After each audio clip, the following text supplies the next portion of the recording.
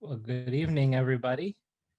Uh, for those of you who don't know me, my name is Matt Messias. I'm the Education Coordinator for National Council of History Education, and we cannot thank the folks at Read.Inquire.Write and the School of Education at the University of Michigan enough. And I say that as a lifelong Spartan fan, so it must really mean a lot that the the amount of gratitude that I have. Um, want to welcome everybody tonight. This should be a fantastic event. I'm really looking forward to seeing the work that's being done by Read.Inquire.Write and how it can really affect classrooms. I promise I will hide away in just one moment and let Chauncey and the team take over. But I just want to thank everybody for coming.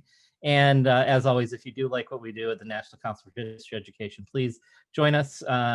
You can find us at our website, which is ncheteach.org, or on social media. We're at History Ed on Twitter and NC4, the number 4, HE on Facebook. And come check out our programming and see if there's a way for you to get involved. And with that, I will turn it over to the team at Read.Inquire.Write. And again, thank everybody for coming. This should be a wonderful event tonight. Thanks so much, Matt. Thanks so much, National Council of History Education for History Education. I'm Chauncey Montesano. I think that so far Pittsburgh has us beat in terms of the temperature. Nice going, Pittsburgh. I thought in Michigan we'd be sure to beat you all with that, but alas not. And sorry to Matt that we're not coming to play Ohio. Sad news these days. So anyway, we'll get going, and we're just thrilled to be here, thrilled to have such a crowd. I'm so incredibly grateful for all the work that you all are doing in your own classrooms and in the work that you're up to, and that you're making time to join us tonight. Again, my name is Chauncey Montesano. I'm a former high school history teacher, and I'm now a professor in the School of Education at Michigan, focused on social studies education research and teacher education. Hi, everyone. My name is Logan Island. I'm also a former high school history teacher, and I'm currently a graduate student in the School of Education at the University of Michigan.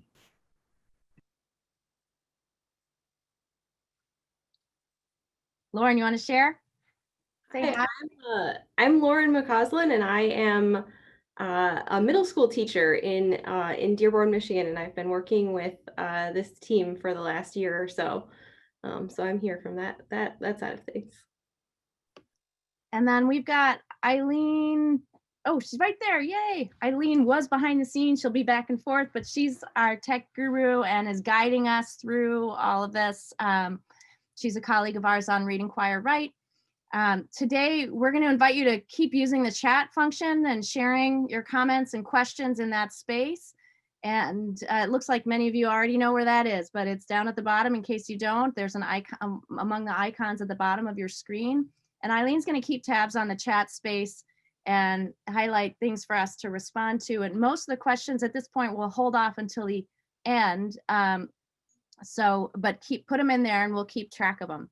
I just also want to say that we work as part of a larger team. Mary Schleppergrell is one of our collaborators. She's a linguist who works on creating opportunities for English learners, bilingual and multilingual learners, to ensure that they can fully participate in complex learning activities in social studies in this case.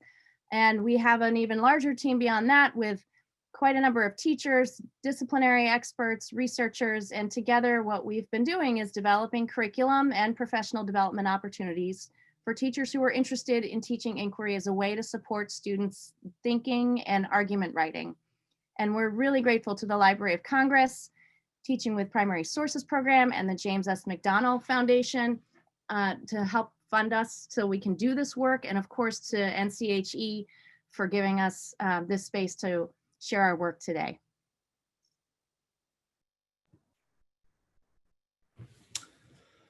So the Read.Inquire.Write curriculum includes 7 disciplinary literacy tools that together support teachers and students throughout the process of inquiry and argument writing. The tools are pictured here on the slide and are embedded within each lesson that makes up the Read, Inquire, Write curriculum. And in the context of Read, Inquire, Write, we refer to lessons as investigations. Tonight, we'll focus specifically on what we call the Weigh the Evidence tool.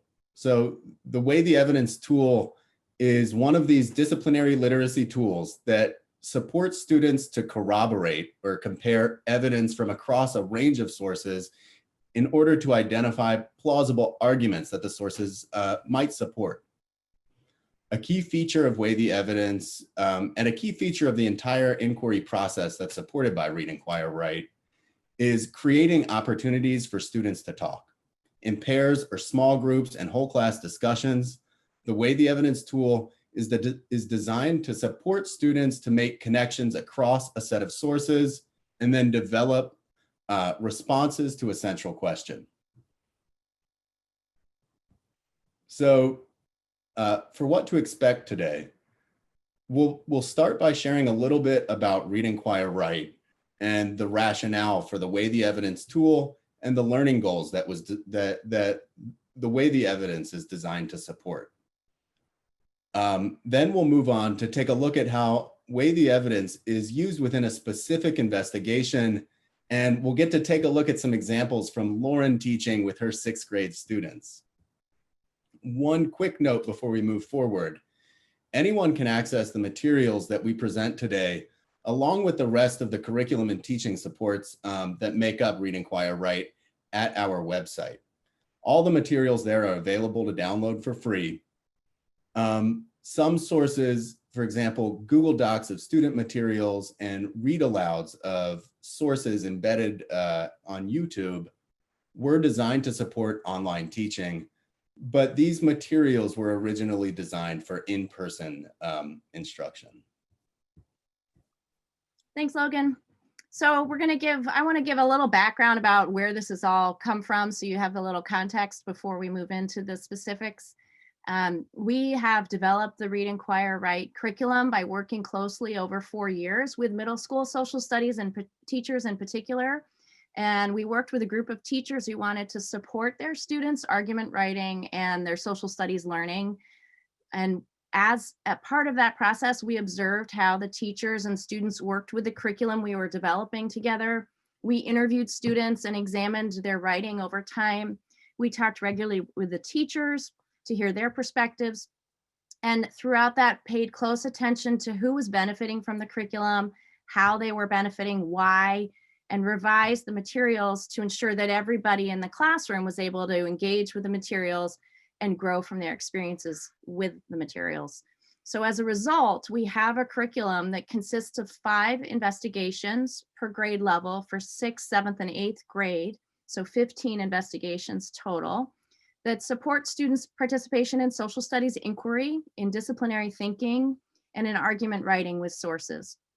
And we're now working with a group of teachers, Lauren included, and we are continuing to learn together and make improvements to the curriculum.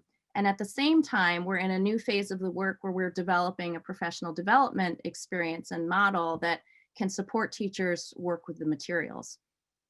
So just a little background on, so you know what you might find is that each investigation includes a PowerPoint to guide instruction, a student packet of materials, a teacher guide, samples of student writing, videos of student thinking, and accommodated materials for bilingual and multilingual students who are in English-speaking contexts, in Arabic-speaking contexts, and in Spanish-speaking contexts. And we organize the curriculum around 3 particular types of argument writing that get increasingly complex.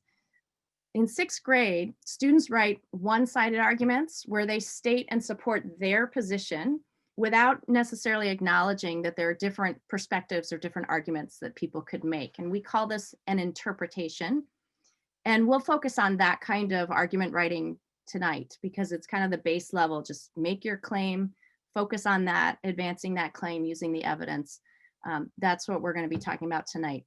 We also include in the 7th and 8th grade more advanced argument writing called critique and counter argument. And we tried to set this up as a trajectory so that the argument writing would get increasingly complex.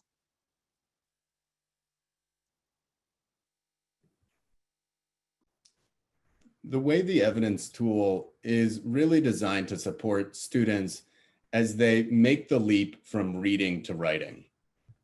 Going from reading individual sources to constructing a written argument that's based on evidence drawn from across those sources is hard work.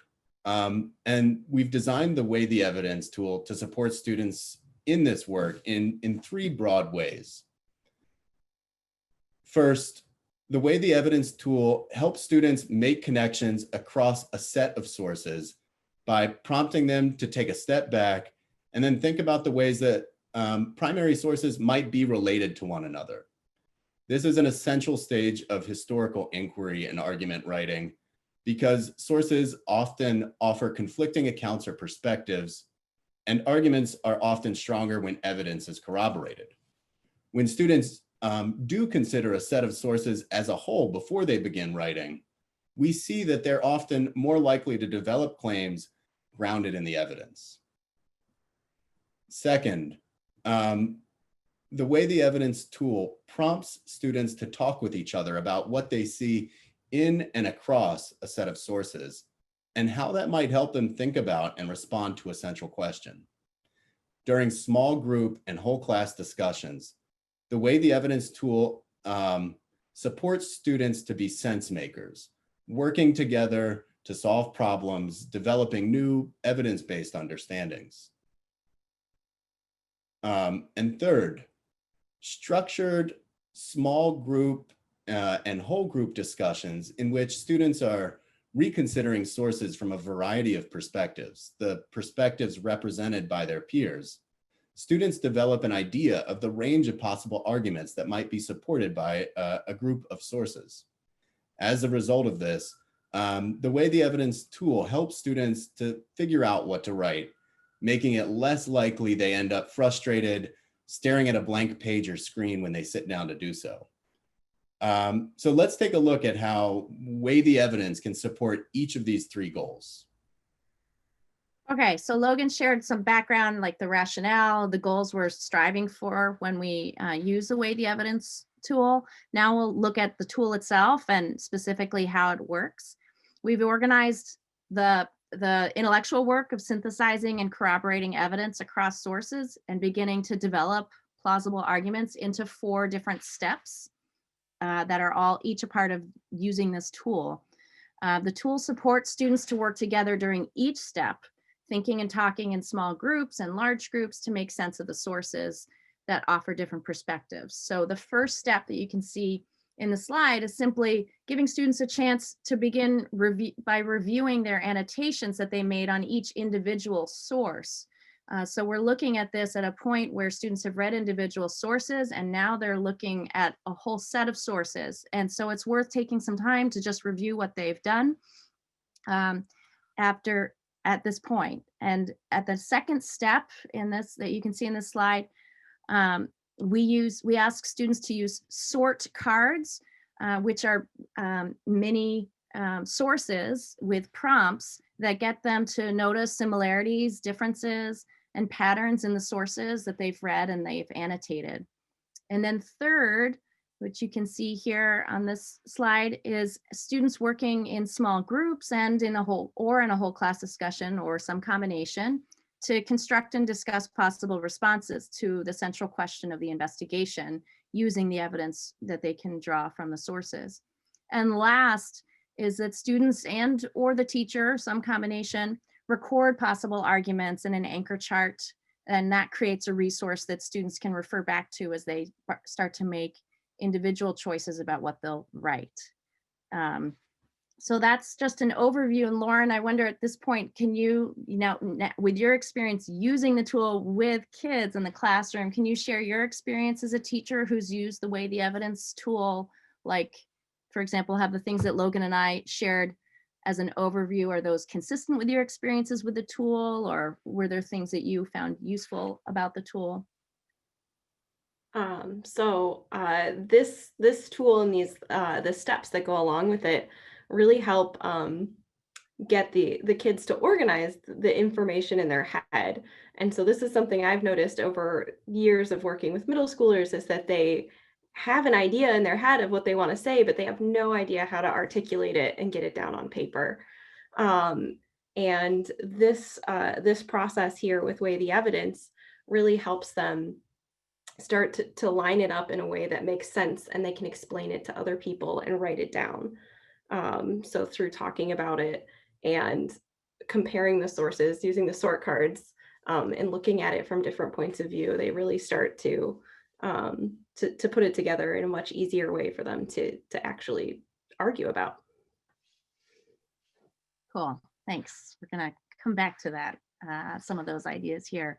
But I think first, before we jump into the process of weighing the evidence, we're going to, Logan's going to get us oriented to a world geography investigation about post-apartheid South Africa. And you can find that on the website. You can see the, Eileen circled the section of the website where you can find it directly if you'd like to. Logan, you want to share a little about the investigation background? Yes.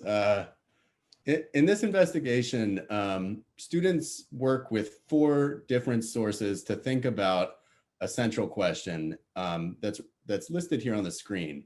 Is post-apartheid South Africa living up to its promises?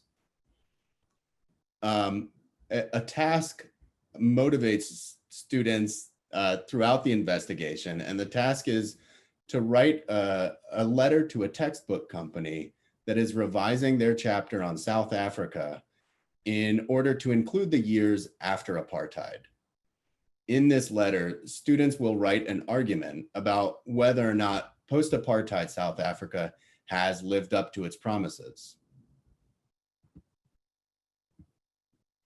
Here we see the organization of instruction throughout an investigation.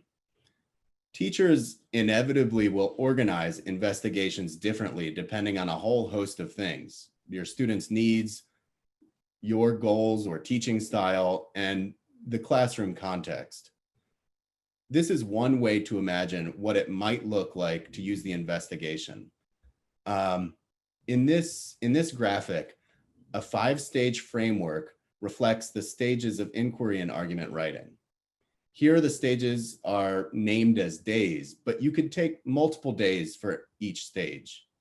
Within this framework, day 1 of the South Africa investigation would begin with orienting students to the content and building background knowledge. Days 2 and 3 would focus on students reading, analyzing, and corroborating the 4 sources. On day 4, students shift to developing their arguments in response to the central question and then preparing to write. And then on day 5, the final stage of an investigation, students write and reflect on their writing. Within this context, the Weigh the Evidence tool supports students to corroborate sources and begin constructing possible arguments on days 3 or 4. But Lauren, as someone who's taught an investigation, I wonder if you could share a little bit about your perspective using the Weigh the Evidence with students and reflect on this sequence of an investigation.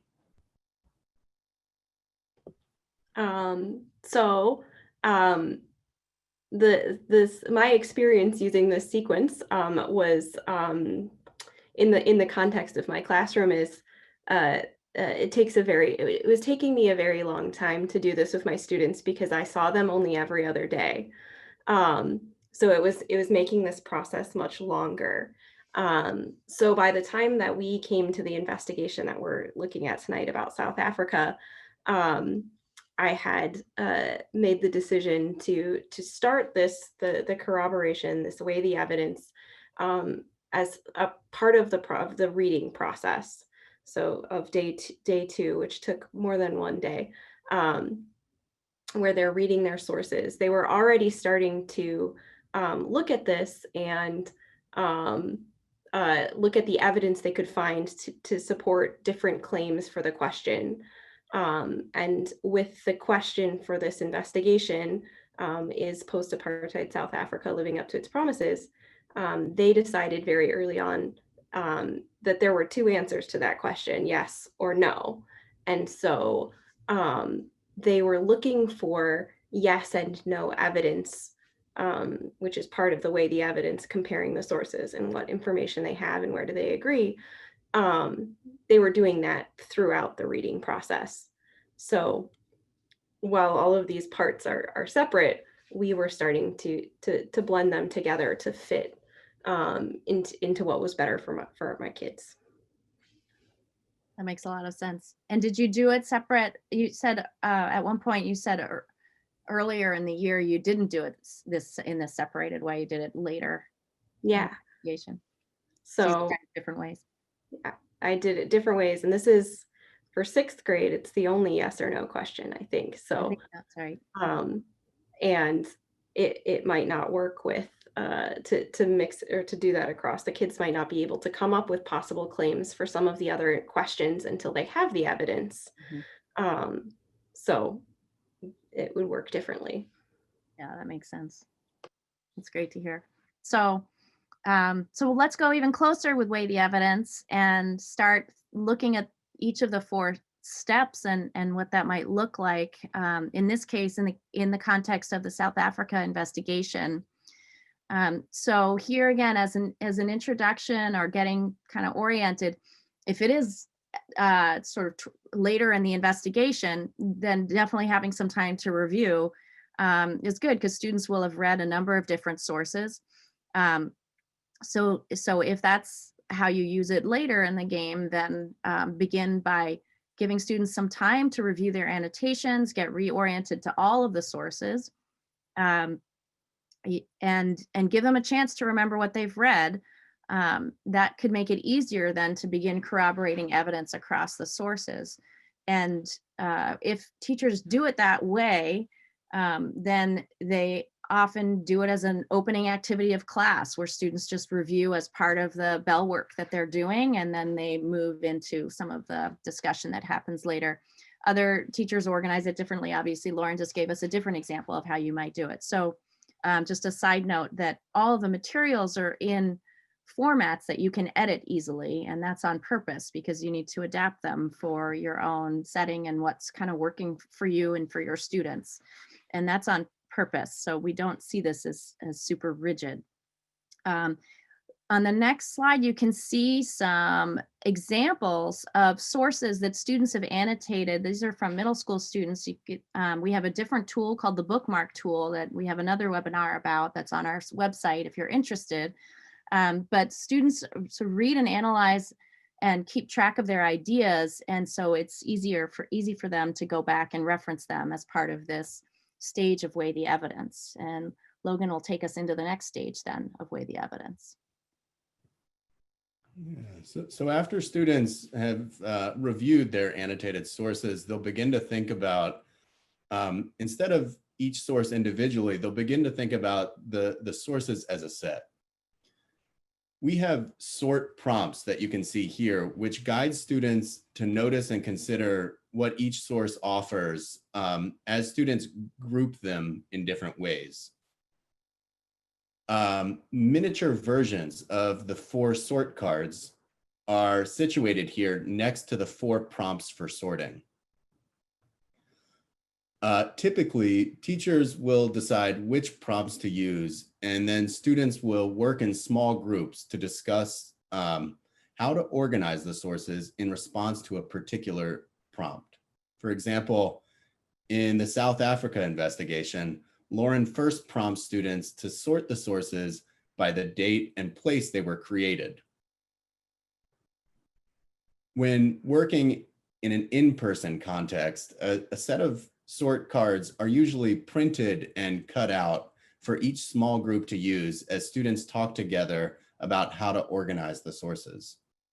When working online, we've seen some teachers have students sort sources using Google Slides collaboratively. After students discuss a prompt and sort the sources in small groups, it's helpful to debrief together as a whole class. And that way students are talking across groups, sharing ideas about connections across sources that they see, and continuing to learn from each other. So frequent small group talk gives students a chance to try out their ideas, develop their thinking in a safe environment, and learn from their peers. Following up small group discussions with whole class discussions just gives students more chances to test their ideas and learn from one another, while also solidifying their understandings. The graphic here describes some of the work that we've seen teachers who we've worked with and are working with do to facilitate rich whole class discussions. In the context of social studies inquiry, teachers can support these whole class source-based discussions by engaging students as sense makers, orienting students to the discipline, orienting students to the text, or orienting students to one another. Let's take a look at a video clip of Lauren, you teaching with your students. And in this clip, we'll see Lauren supporting students to work in small groups and then transitioning to a whole class discussion about when the 4 sources were created and how thinking about that might help students answer the central question. But before we take a look, Lauren, do you remember if you had any particular goals at this point in the investigation, or if there's anything we should pay attention to specifically as we watch? I'm muted. This, I think, so in the clip, I think I call it a practice sort for them. So it's the first one that they're doing with this investigation. And it's a different type of thinking than what they were doing before. So I gave them this one with the dates. They're sorting it by which one was first, so that they could start with something that's more concrete. So some of the other sort questions are more abstract. With the dates attached to each of the sources, this gives them an easier place, a starting place to talk. That would get the kids talking more easily about it rather than starting them off with a more difficult abstract question. Great. Okay, let's take a look.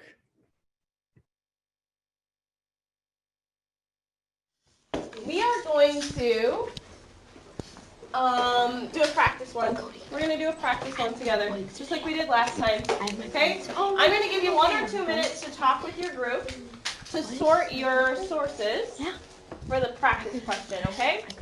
And your practice question, Cameron, are you ready? Okay. Your practice question says, with your group, sort the sources based on chronology. That means you're going to put them in order, the oldest one to the newest one, the oldest one to the newest one. I'm going to give you about a minute to sort these from oldest to newest, all right? Oldest to newest. No. Source 1. I'm the one with 24.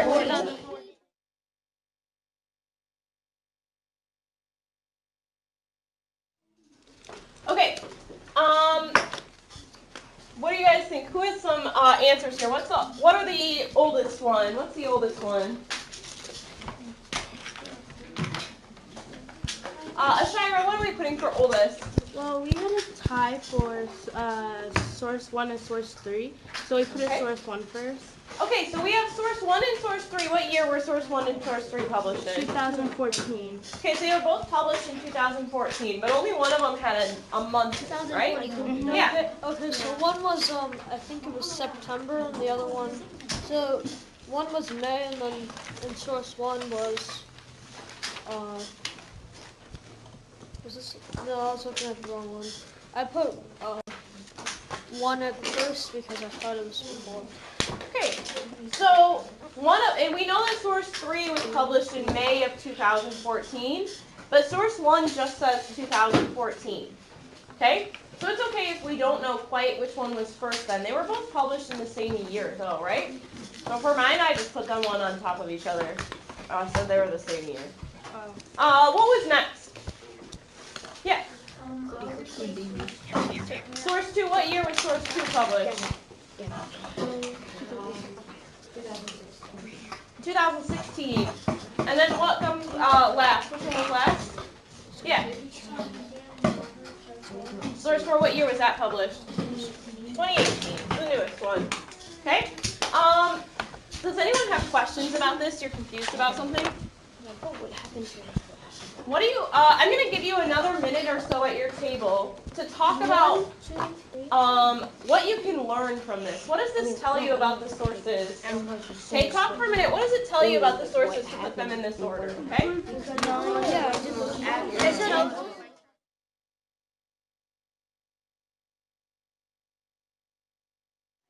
want to share about this? Did anyone in here think that this was an important way to sort the information? This is helpful? Yeah. Sam? It's helpful because it helps determine what's the most accurate information. What about when it was written helps you understand accuracy? Because when it was written, it tells you the most recent news that's been happening in that area. Okay. Like 2014, where it's like showing you different information. So 2014 was 6 years ago. So maybe things have changed in those 6 years, right? Interesting. Can't believe Yeah. 6 years. It was kind of what like Sam said, you could get better information if they know more things about Africa and everything. Okay, so there's been more time that's passed. What were we trying to figure out about for our central question? What are we trying to figure out about? Sam? As post-apartheid South Africa living up to its promises. So post-apartheid, do you think that the longer we go after apartheid, the more accurate our answer is going to be? No. Okay, so we're trying to figure out what after apartheid, how is South Africa doing, right? Now it's been longer since apartheid than 2014. So 2020 is longer, right? Okay. You guys ready for another sort? Yeah. Really wonderful to watch, Lauren. Thank you again for letting us share this today.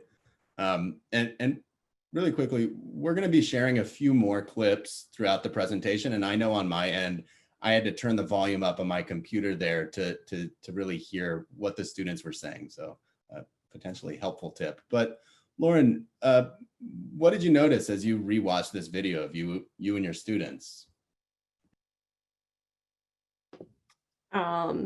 So the things that I was noticing as I reflect on that and look at that video after the fact, I'm seeing that they were starting to really talk to each other. There was a lot of discussion going on within their small groups, and they were starting to talk across the room a little bit and think more about so they were talking about the reliability of the sources and which ones they would want to use more as they went forward.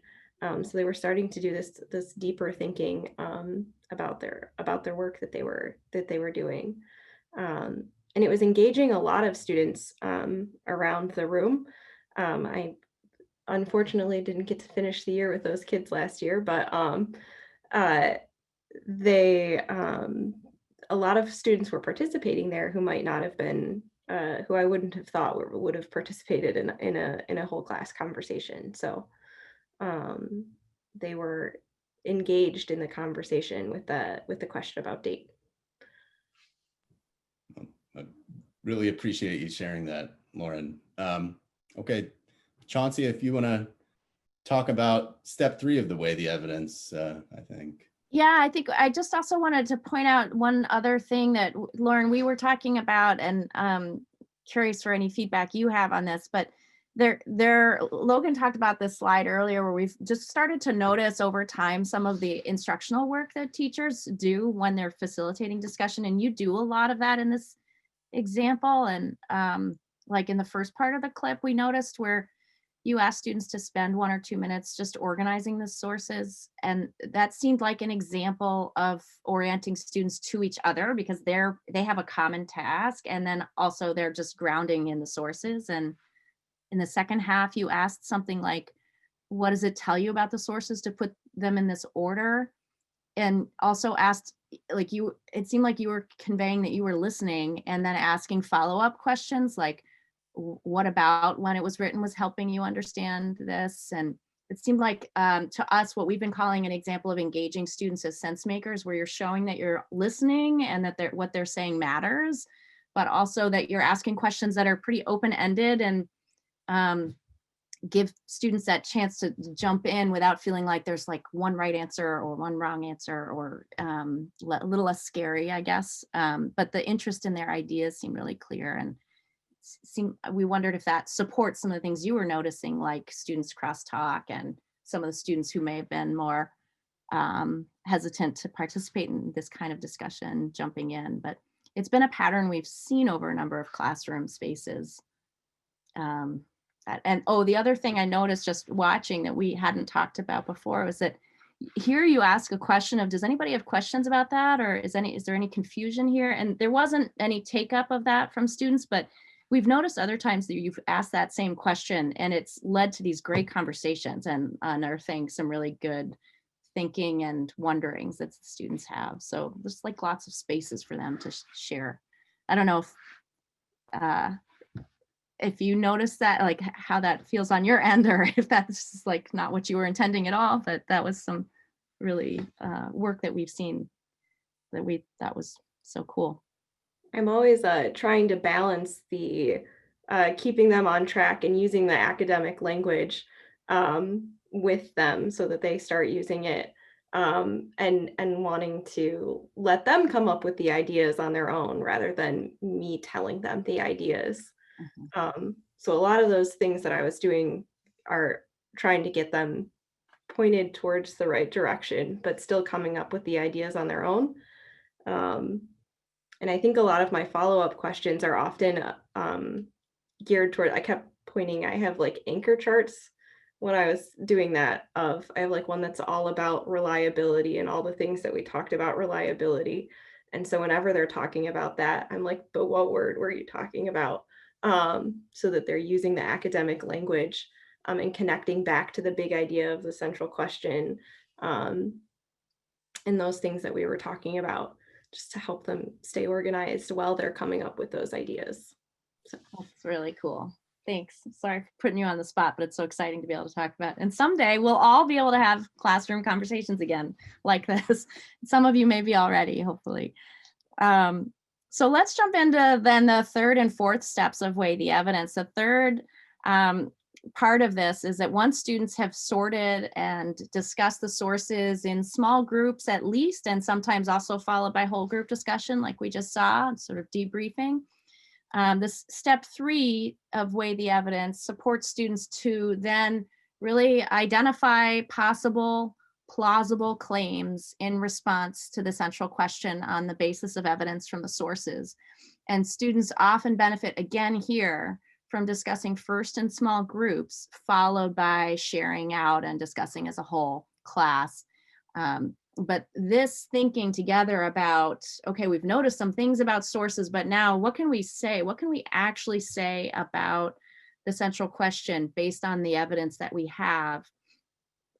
Doing that work prior to individual writing reduces the challenge of getting students started with writing and that sort of paralysis that can happen when they're faced with that task. So here we've got another clip of this step 3 of weigh the evidence. And again, Lauren is working here with her 6th grade students. And this time they've done a whole bunch of sorts at this point, and they're considering what are possible arguments in response to the central question. Lauren, I don't know for this clip if you had any particular goals at this point, or if there's anything you want us to pay attention to as we watch. So like a big thing here is I've already done step 4. So this is step 3, but I'd already done step 4, which is to make an anchor chart of the evidence to support each or the claims that they'd come up with. So this was a yes or no question. So they'd been collecting that evidence the whole time, and I had already compiled this into a chart. So they all have in front of them a piece of paper that has yes and no evidence from and like labeled by the sources. And so since they'd already come up with the possible answers, the possible arguments they could make, this discussion was more towards getting them to decide which one they thought was better. So they already knew what the arguments were. they're just now talking and deciding and debating, I think, with each other in here about whether the yes answer is a better answer or the no answer is a better answer. And yeah, that's what they're doing here. That's helpful. Thanks. All right, let's take a look and then we'll debrief.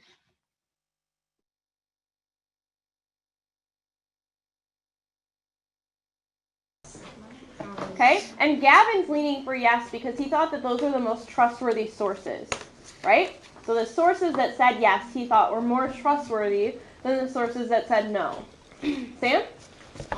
I'm leaning more to the yes. Because even though there's some bad things, like the president Zoom on how he was being like a bad president, that was in 2018. It's 2020, so that means they could have a new better president. Okay. Alessa?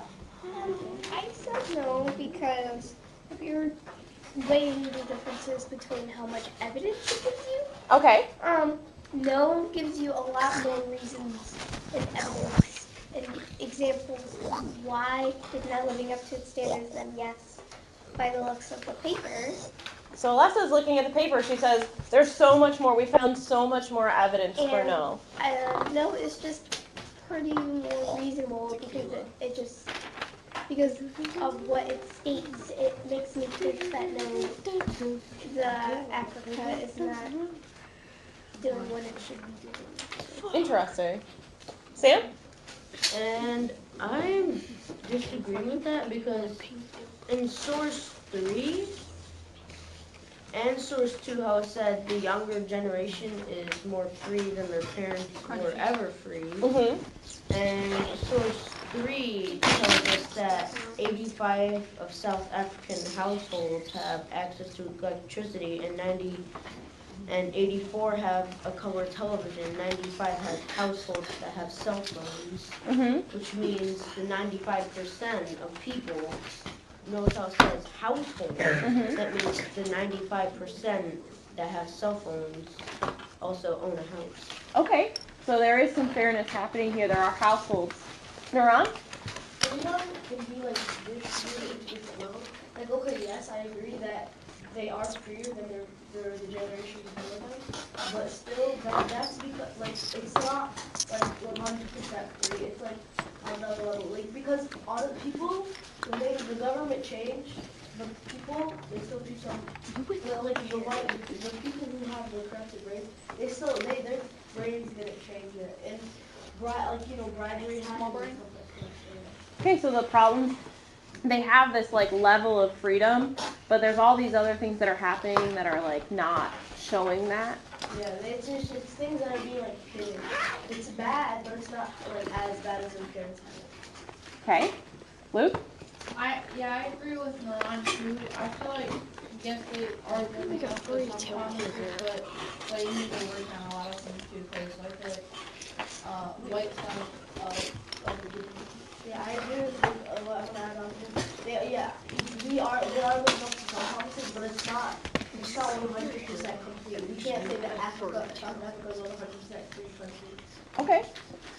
Elijah? So did you notice anything as you watched this time around, Lauren?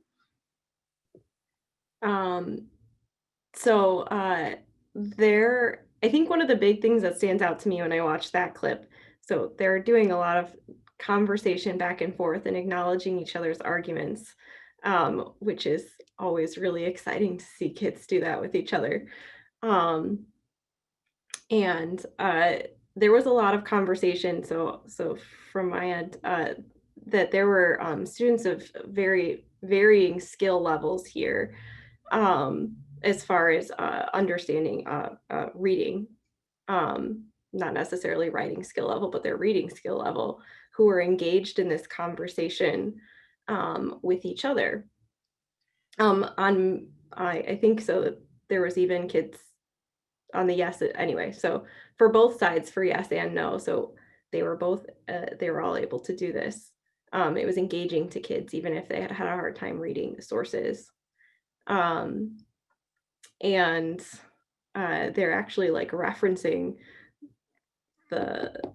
evidence. They're talking about the evidence and using the words from the evidence to help support their answers, and talking about all this other information about the sources. There's this the kid who was talking about when it was written, and that's not written on the paper they have in front of them. So they're making those connections back to what we had been talking about and what was going on. So this is an exciting piece for me to go back and look at. Cool. That's awesome. Well, and when we thought about the sort of what we have been calling like the instructional work involved in facilitating discussion, we saw things like things that you're doing that may be supporting students in noticing what each other is saying and listening to each other, what we were calling orienting students to each other. Like when I think you said something like, one student was leaning for yes because they thought those were the most trustworthy sources. So the sources that said yes, he thought were more trustworthy than the sources that said no. So you're like elevating, okay, here's what one of our peers here in the classroom is saying, and then what do you all think of that? So that you're like setting them up to speak to each other in that way, which seems like it would really support students in doing some of those things. So it was cool to see. And then, so you did the final step of weigh the evidence, step 4 first. So it's totally interesting tactic. And I just love that we keep learning from different ways that people do this. We have it in the tool itself as last. And again, this is the point of all these materials being in editable files, is that you can make it work. The goal of that final step of step 4 is to create a visual record of the discussion, so that we call it an anchor chart, and we purposefully don't put the anchor chart. Eileen, will you flip to the next slide? This is the anchor chart, and we purposely no longer put that in student packets where it might be used as a worksheet where individuals kind of fill it out, because that really wears students down, we've found. And then when they get to the point of writing, they're kind of like, I've had it, I've had enough, I don't want to write anymore. And it's also meant as more just like a collective thing, a sort of way to capture that conversation, and serve as like an artifact of the discussion itself. And then when students go to make their plans for writing and then write, this anchor chart serves as a resource as they begin to make their own decisions and develop a plan for their writing and then write itself. And this is particularly supportive of students who may find it challenging to develop a claim and support it on their own. And it offers a lot of language support for bilingual and multilingual learners. And so like Lauren has done, and when you're in the classroom live, or if you're online, leaving it somewhere where students can access it easily. So they can, when they start writing independently, they can look at it and reference it. And as they make individual choices about the ideas they want to write about. So going back, so those are sort of step 1, 2, 3, 4 of weigh the evidence. Going back to then just taking a moment to think about what happens after weigh the evidence and how it fits in again to the overall sequence. This is again an overview of how you might teach the post-apartheid South Africa investigation within a 5-day framework. And it's the same sequence of instruction that we propose for each investigation. So there's kind of a rhythm to it. It's the same set of tools that support the inquiry and argument writing process. And you can see in this layout that we have, weigh the evidence is kind of in the 3rd or 4th yellow boxes. And after this point, then students move toward writing. First, they'll examine a mentor text together, and then they make choices about what they will write as an individual and use a planning graphic organizer. And we'll have a future webinar about the tools that support the actual writing. But for now, let's step back and reflect on the weigh the evidence tool, which our intention is to provide a tool that helps students talk through sources, think through them, think across the sources, and develop evidence-based arguments. So Lauren, at this point, thinking back, you've done this with kids. what advice do you have for teachers who might want to try out the tool, or what was useful to you or to your students about the tool? So I think like the biggest thing, clearly you guys have been presenting, this is your like suggested sequence of events, and I did it completely differently in this particular investigation.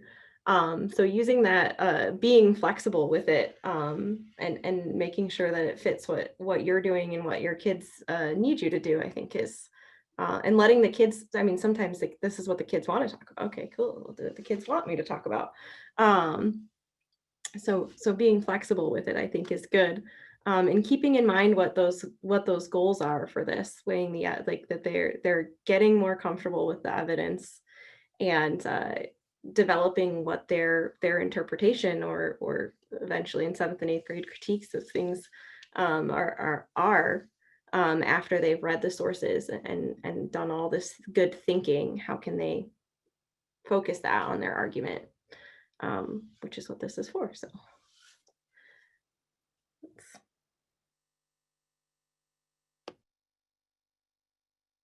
I lost my mute. Sorry, unmute.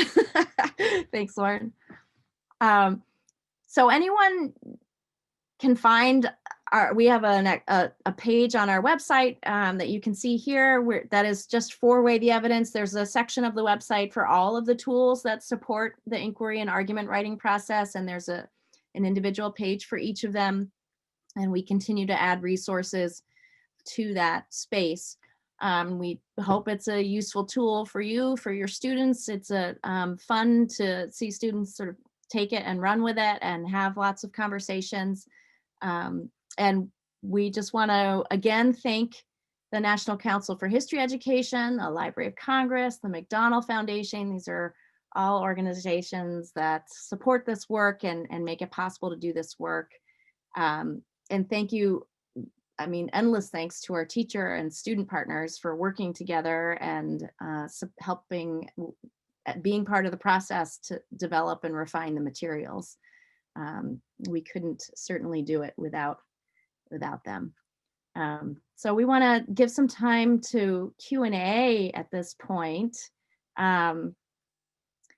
Hey, Bruce, I saw your question.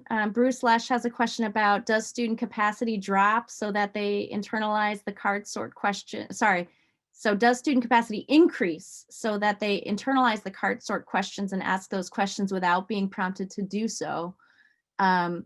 Lauren, you had students doing Weigh the Evidence for 3 investigations before you went online. Did you notice for 6th graders who are just starting to do this work, if that might be a little early, but I don't know what you saw? So like the questions that they're asking, that they're doing with the sort, are questions that the bookmark tool asks them to do individually for each source.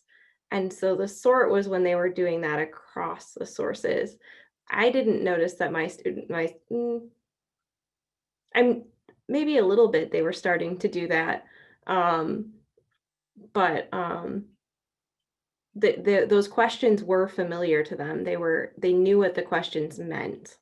By the 3rd investigation, they knew what was expected of them in the sorting process. So does that? Yeah, so they may not have like totally internalized them, but they had some level of comfort by the end of the 3rd investigation in 6th grade. We've generally seen, so last year was the first year that we used this version of Weigh the Evidence that has the more active sorting process. And the goal was to revise the tool from what it had been, which was mainly an anchor chart that was supposed to support discussion, but it sometimes became mainly just an anchor chart that individuals were completing, and the discussion got a little squashed. So we were trying to elevate the discussion because that's what we've seen as so helpful to students in their development of their thinking and their writing. And so last year was the first year we used the tool as it exists in the way that we're presenting it to you. And people live got through 3 investigations. And this was with Lauren's teacher partner group, where it was the first year doing it. So we didn't see, for example, 8th graders who had been doing this in 7th grade and 6th grade. And so if you think about it as a 3-year curriculum, you would think probably over time that certainly would be. And it's very possible that by the end of 1 year they would. We've definitely found around the 3rd investigation, if you really go for it and try it out, around the 3rd investigation is usually 3rd or 4th, but it's usually kind of a tipping point where students really start to get the hang of things and get more comfortable with it, and teachers as well, because there's just a lot of moving pieces to the process. And some of you out there have done something similar to this already, and some of you may be different than what you're doing. So that may also depend on where you're coming from and what your students have experience with.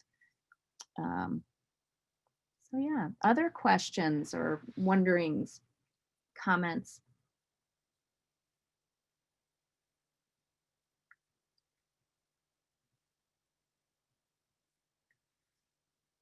I will just say, I know a number of you are at least are high school teachers, and I personally see the process that's set up by the disciplinary literacy tools as something that can live beyond middle school, and the topics of the investigations are designed, at least in Michigan, for middle school, and that's the context where we develop them. But I do believe that people in high school and maybe 5th grade have done some adaptations of these and used them.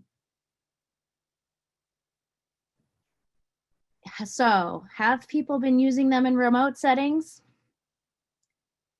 I think yes, but I haven't heard much from people who have been using them in remote settings. I know, Lauren, you used them for one investigation at least last spring, right? So I did the first 3 in person, and last year I did the second 2, or the last 2, online, but that was with students who had already learned the process. And the last investigation was a choice. They got to choose if they wanted to do it or not. And I did have students choose to do it, and they did well on it. But it had lost that conversation piece to it. With the way that we were doing remote learning in the spring, we weren't meeting. We didn't have like a synchronous schedule or anything where the kids were meeting. They weren't meeting together. And this year I've been using the sources and the questions, but also we haven't figured out a way to use the tool yet for our with our department. So but we're using the structure in the resources here, and the kids are doing this thinking, just not necessarily the talking about it. Yeah. So yeah, I think the biggest challenge is just what you said, is setting up the process and getting familiar with the process in an online setting. And I think that from what I've been able to hear from where I sit, that teachers with students who have pretty strong literacy foundation feel more comfortable going down the road without the in-person than those who don't, because there's a lot of interaction kind of built into the process to support the work. I don't think that means it's not possible. I just think, it just depends on the context and how you're set up for remote instruction, and how your students are set up and what kind of access they have. And I see another question about elementary investigations. We've not developed elementary investigations, but that is something that would be great to have in elementary school. So if anybody has any ideas, be in touch. We work with the elementary school interns, teachers to be, so they're always interested. All right, other questions or comments, or Matt from NCHE, any other things that you want to comment on? I don't have anything else. I've just, excuse me, I'm turning on my video so people can see me. Hi. I think it was fantastic. I really appreciate this. It's really nice to see this in action. And Lauren, your just a terrific teacher, and I really enjoyed watching you work. This is, I think for a lot of teachers, when we do these kinds of things, sometimes it's hard to conceptualize like what it looks like in a classroom. And so Lauren, for you to share your classroom with us and to see what it looks like to actually implement this is really a testament to the strength of this kind of practice. So no, just thank you, and thank you all, and Logan and Chauncey for your presentation, and really appreciate it. So. And just thanks, Matt. Really appreciate the opportunity. And I just noticed I missed Heidi's comment, wondering if anybody, if things could be adapted to take less time. And I think, yeah, that's always the bugaboo for social studies because there's so much to cover.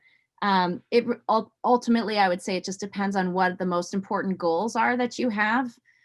Part of the length is because we've designed the curriculum with argument writing as one of the ultimate goals.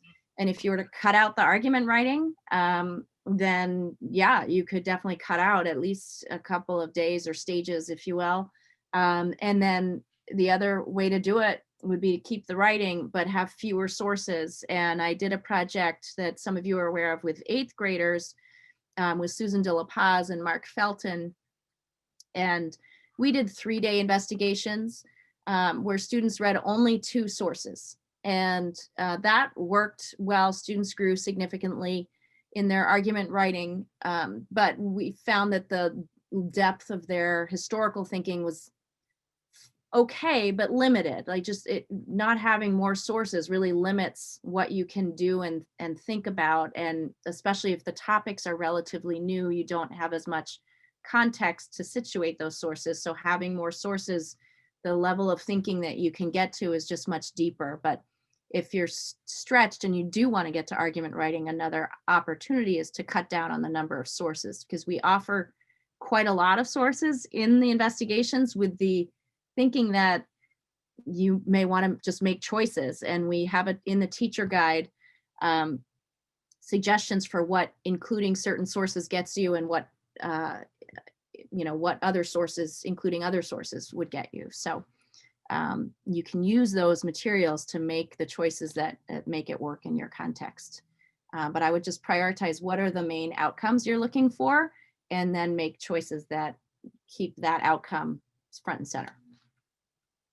I think that's great advice. And for those of you who haven't yet, please go to their website. It's just a trove of resources and lessons and interventions. And I mean, it's really remarkable the work that you all have done. And I hope teachers can take it or go there, take it, and because it is a lot of it is you can drop right into classrooms. It's really phenomenal work. So so thank you for your time. Really appreciate it. Absolutely. Thank you. And thank you all for the work you're doing. You have the much harder job of being there every single day. So thank you for what you're doing. And I hope you're staying well. And on behalf of Read.Inquire.Write, thanks and good luck, and be in touch if you want to follow up in any way. We're happy to hear from you. Thanks, everybody. Good night. Good night.